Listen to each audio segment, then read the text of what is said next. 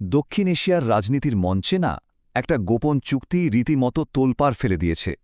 আর এই চুক্তিটা কিন্তু এমন যে এই অঞ্চলের ভবিষ্যৎকে হয়তো চিরদিনের জন্য বদলে দিতে পারে।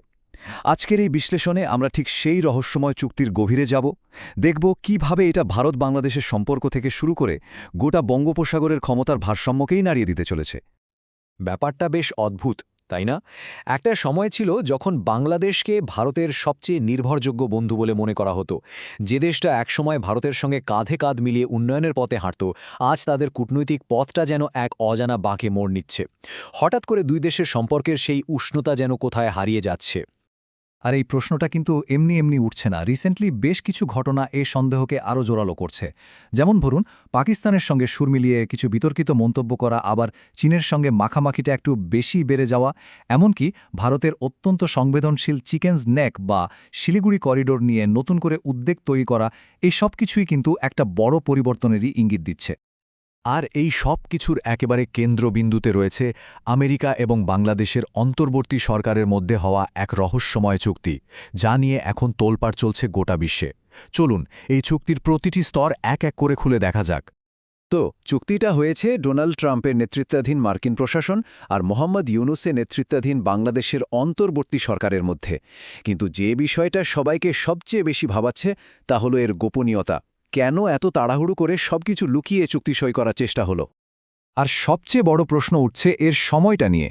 ভাবুন একবার, দেশে জাতীয় নির্বাচনের ঠিক ৩ দিন আগে এরকম একটা আন্তর্জাতিক চুক্তি সই করা হচ্ছে।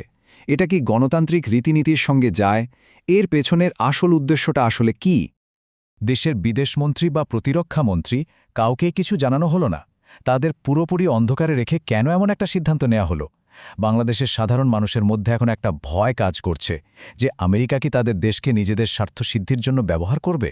কারণ ইতিহাস তো এটাই বলে, আমেরিকা যেখানেই গিয়েছে সেখানেই তাদের নিজেদের স্বার্থটাই শেষ কথা হয়েছে।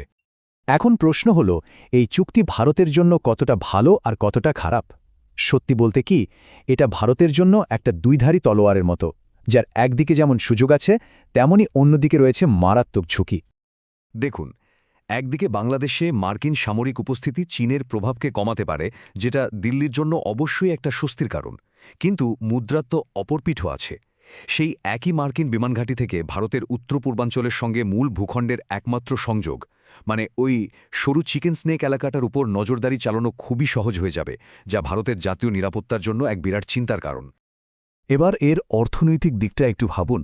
ডোনাল্ড ট্রাম্প একজন ব্যবসায়ী হিসেবে পরিচিত।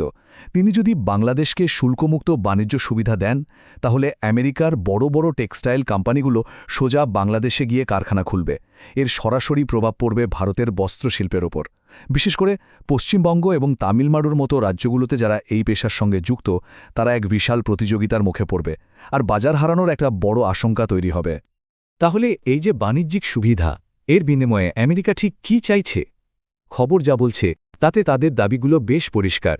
বাংলাদেশকে চীনের বদলে মার্কিন অস্ত্রশস্ত্র কিনতে হবে, মার্কিন সংস্থাগুলোকে ব্যবসার জন্য বিশেষ সুবিধা দিতে হবে, আর বঙ্গোপসাগরে তাদের অবাধ যাতায়াত নিশ্চিত করতে হবে।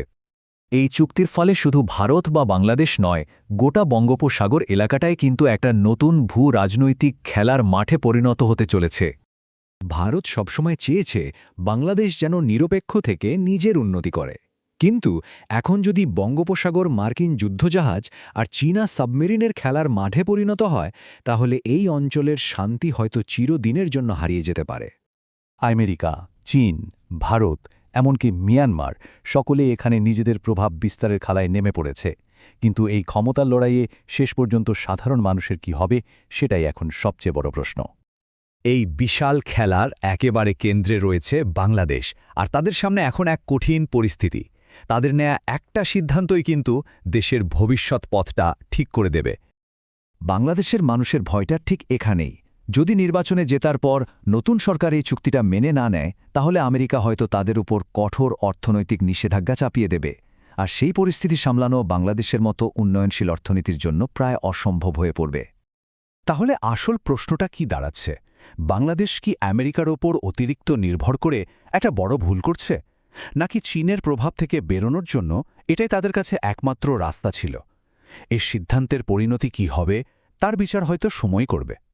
পরিশেষে এটাই বলা যায়, চীনের প্রভাব কমানোর দিক থেকে এই চুক্তিটা হয়তো ভারতের জন্য কিছুটা স্বস্তির, কিন্তু দীর্ঘমেয়াদে অর্থনৈতিক এবং কৌশলগত দিক থেকে এটা একটা বিশাল চ্যালেঞ্জ তৈরি করেছে। দক্ষিণ এশিয়ার এই দাবার বোর্ডে পরবর্তী চালটা যে কী হবে সেদিকেই এখন সবার নজর। এই একটা চুক্তি কি দক্ষিণ এশিয়ার ক্ষমতার মানচিত্রকে চিরদিনের জন্য বদলে দেবে? প্রশ্নটা শুধু রাজনৈতিক বা কৌশলগত নয়, এর সঙ্গে জড়িয়ে আছে এই অঞ্চলের কোটি কোটি মানুষের ভবিষ্যৎ।